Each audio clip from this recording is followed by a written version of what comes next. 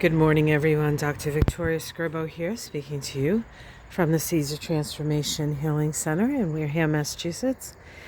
Good morning, everyone. It is Sunday here in the States, and it is August 1st. We have made it to August. July was quite the rip-roaring month all over the world, really, and lots of illumination, lots of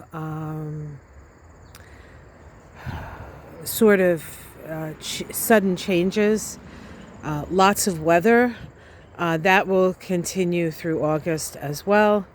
And in a way, we start August very similar to the way we started July, with Saturn making an opposition to one of the personal planets.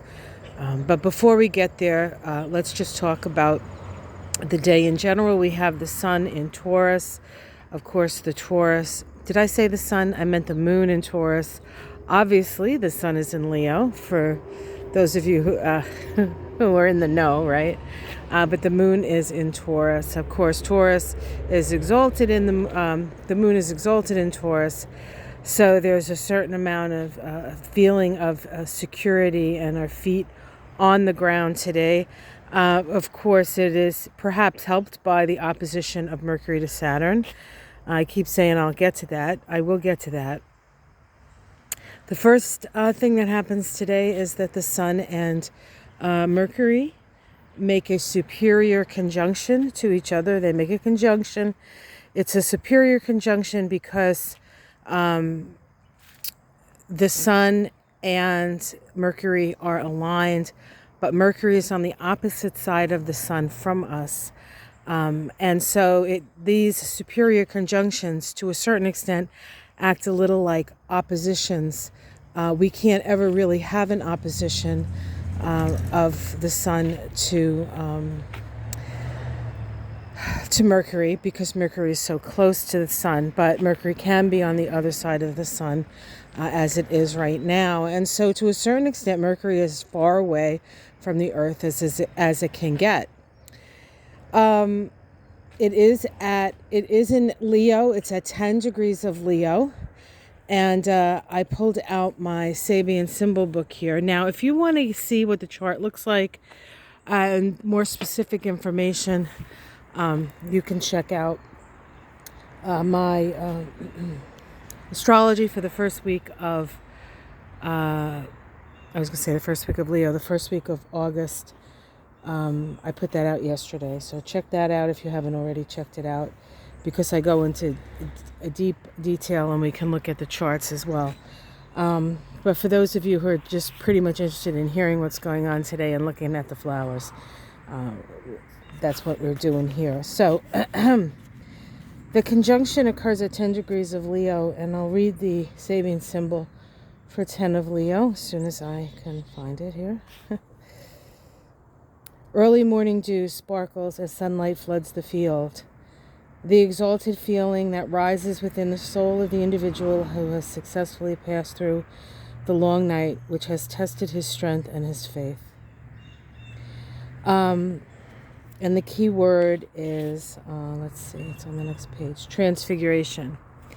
Now, personally, I'll just give you my personal experience with this symbol.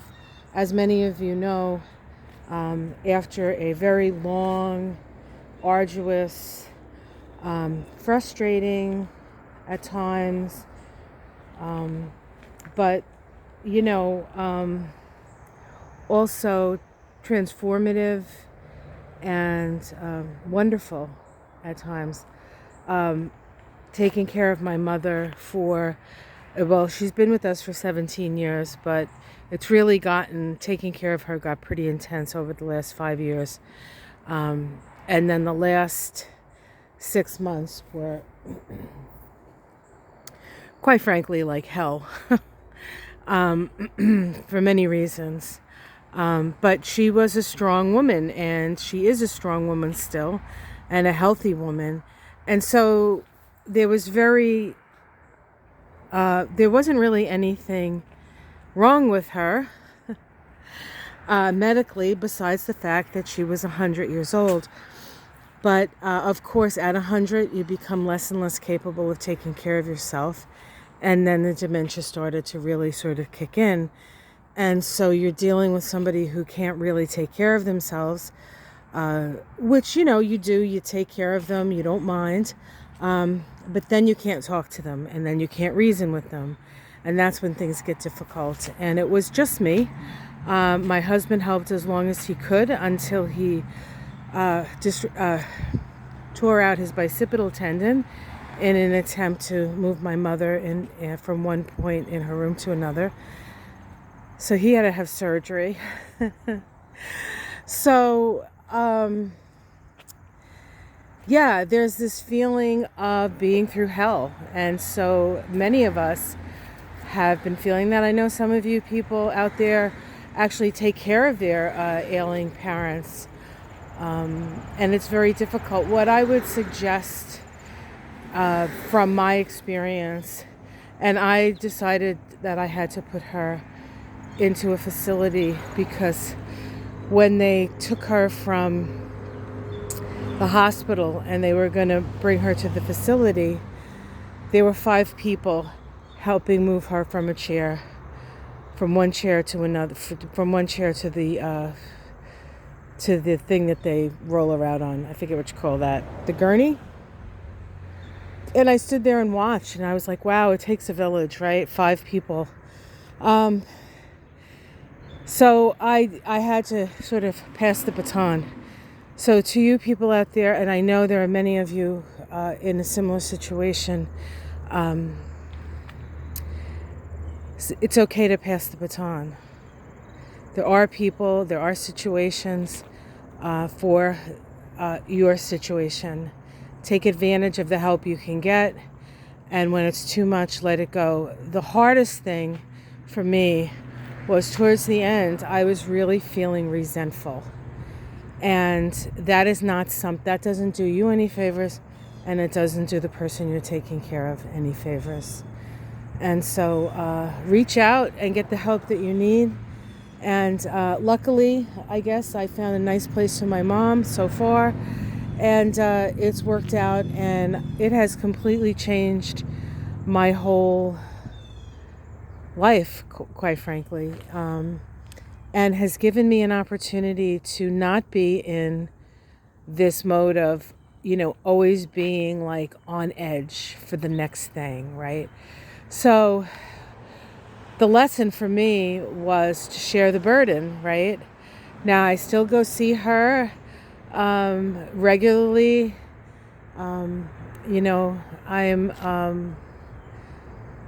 She still recognizes me, which is really nice. And the people around her seem very nice. And these are people that do this for a living. For those of you who are those people or know people like that, we have to be very grateful and very thankful for the work that they do. It's a very special kind of person that can deal with that day in and day out, and then not just one, but like dozens. So let's give thanks for them. All right, let's get back to the astrology. So I wanted to point that little story out as a symbol of that Mercury and the sun coming together. Then Mercury makes a sextile to the North Node, which is in Gemini, ruled by Mercury. So there's a lot of information from this conjunction, and then just from our experience, that experience that we've had, the experiences that we've had over this last year or so. We have all been through hell, and some people continue to be through hell. What have we learned, and how can we apply that to our future to make better decisions? We also have today, and I'm getting to it now, Mercury opposite Saturn. This is the sort of harvest, or the point in the cycle between two planets when we see what the seeds planted have wrought. And the seed planted was planted on January 9th. That's when these two planets came together. I think it was at 3 or 4 degrees of Aquarius. Sabian symbol for that was a deserter from the Navy. And the sensibility of that was that somebody who had, stringently adhered to the rules realized that that they can no longer abide by the rules. And so there's been a change and a shift, and they have deserted their position. And so now we come to I don't know if we call it full disclosure, but certainly a fuller view of the situation that we find ourselves in. And I think a lot of people are coming to that choice point. Are you going to move forward? Are you not? Are you going to move forward in the same way, or are you going to do it differently? Can you change your mind about things? And I personally feel like that is happening. More and more people are changing their minds as the facts come out, right? Because Mercury is about facts and Saturn is about reality. So what is the reality of the situation we find ourselves in? Let's look at the facts, folks, because it's not about what we believe, but it's about what is in front of us and how are we going to deal with that. The opposition occurs at 11 degrees of Leo and Aquarius. And I'll read the Sabian symbols for those because they're very telling as well. So the Mercury is at 11 degrees of Leo. It says children play on a swing hanging from branches of a huge oak tree. The power of tradition as it shelters the beginnings of individual self-expression. The spontaneous activity of innocent minds. And then the opposition, Saturn, is at 11 degrees of Aquarius, and it says, during a silent hour, a man receives new inspiration, which may change his life. The need to rely upon inner inspiration and guidance at the start of new developments. So there's this energy, or the symbols are of sort of a naive youth, and then somebody who has taken the time to sort of ponder and go inside and seek for answers there. And so I think we need to have both of those energies. We need to be able to seek inside, but we also need to have the innocence of the child as we move into a whole new way of being, instead of maybe, or a whole new way of thinking perhaps. The being part will come when Saturn opposes the Sun, and then Uranus squares. Now, of course, Mercury is on its way to the square to Uranus, and then the Sun comes to the opposition and squares Uranus. That's all happening in this first week of August. So the Sun and Mercury are moving through the gauntlet of the Saturn-Uranus square this week, just like Venus and Mars did at the beginning of July.